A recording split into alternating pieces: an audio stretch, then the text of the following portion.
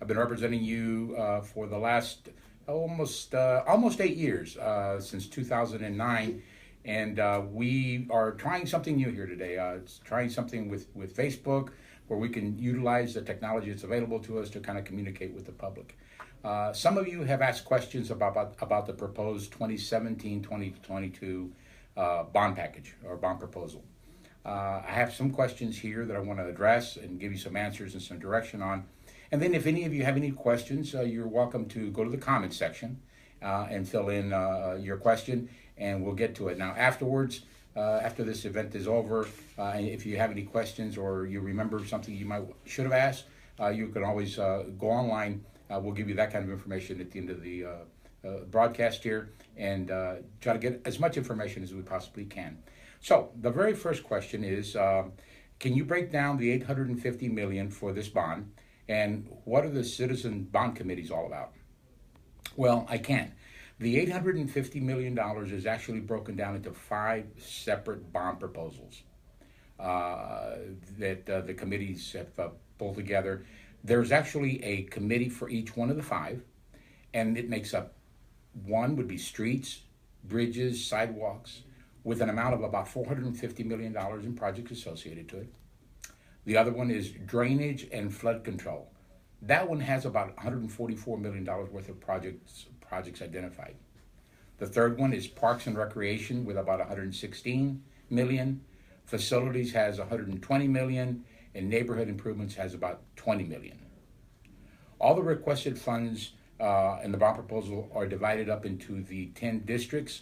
While not equally across the board, proportionately, everybody is getting about the same amount of money in district-wide projects that have been requested.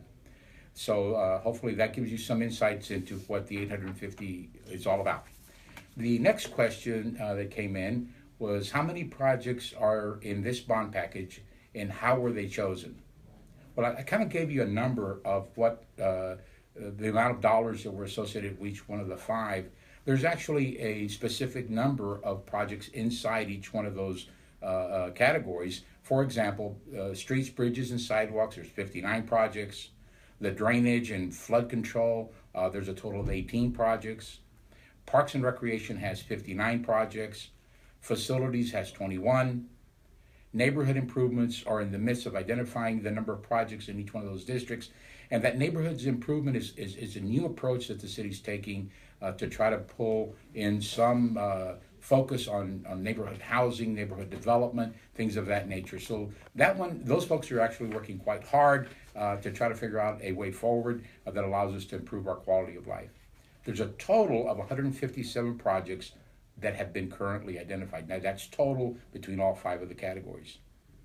These were really chosen initially by city council members from requests from the districts. And I can tell you that the District 6 list are all identified projects that came directly from constituents throughout the district over the course of the last few years. You know, as we go out and meet with the various communities, neighborhood groups, and associations, different wants and needs come up. We took those, did our best to put them into the general budget, or try to find additional dollars, whether it's community block grants or others, to try to address them. If we couldn't, we left them in a reserve, if you will, and made them available to insert into this bond package.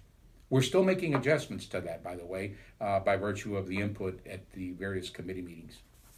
So let me take you to the next question, which is, what are the bond committee's timelines? So what are the timelines? And quite honestly, they're meeting now. The committees are meeting about about every 2 weeks, and will continue till about the middle of December. I say about because each committee really is virtually dictating their own timeline.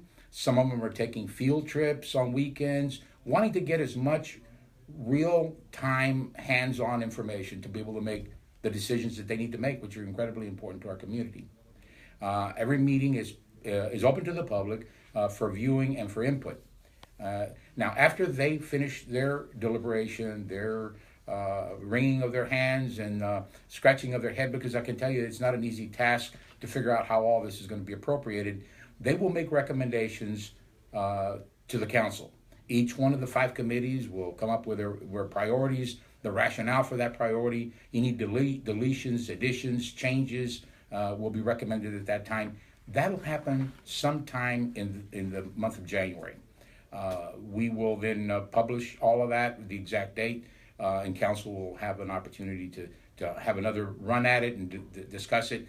And ultimately, what we will wind up doing is calling for a vote, a referendum, a vote of the public for May the 6th of 2017. So that's when ultimately the package that we're trying to pull together now will be decided on by the public. So that's incredibly important, and everyone between now and then should get as much information as they possibly can. Okay, the next question is, where are the meetings and can we attend? And the answer is, of course. The meetings are held at the Central Library downtown on Soledad. I think it's 600 Soledad Street. For those of you that go down, it's across the street from the hospital. They start at 6 o'clock and go from 6 to 8 o'clock, and are certainly open to the public. As a matter of fact, we encourage as many people as possible to attend. You will ultimately have the final say on these projects, so please attend, get the information that you need to be able to make this decision. Now, for more information on the bond and specific committee dates, go to sanantonio.gov/2017 bond. That's where you're going to get all of this information. There's some updates on information that's coming up and things of that nature. So it's incredibly important that the community get involved. And the best way to get involved is to get educated on the issues. Let your voice be heard. This is not, by any stretch of the imagination, a perfect bond, but I do believe that across the board it affects positively our entire community. To make it a perfect bond, it's going to require a lot of input, a lot of consensus building, and it takes you to get that done. So I'll ask our staff, do we have any other questions that came in offline? If not, forgive us a little bit for the maybe lack of smoothness for this broadcast. This is our first time to do that, but I want it to be something that we do on a regular basis because it's incredibly important that you, the public, the constituents, the ultimate decision makers, have the information you need to make a decision. There's a lot of information out of the public airways, if you will, newspapers and neighborhood associations, and all of it is predicated on opinions based on what those neighborhood leaders know. If they know the details and understand it completely, they'll be able to communicate that. I would challenge you and ask you to please be an informed individual, and whatever information you get, take it to your HOAs, take it to your neighborhood group meetings, take it to church, take it to the different locations where we have discussions about our community, and share it. If there's disagreement, not a problem.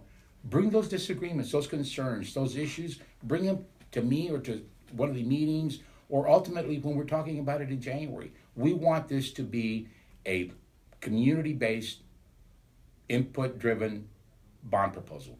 We need your help. Thank you so much, and we'll see you later.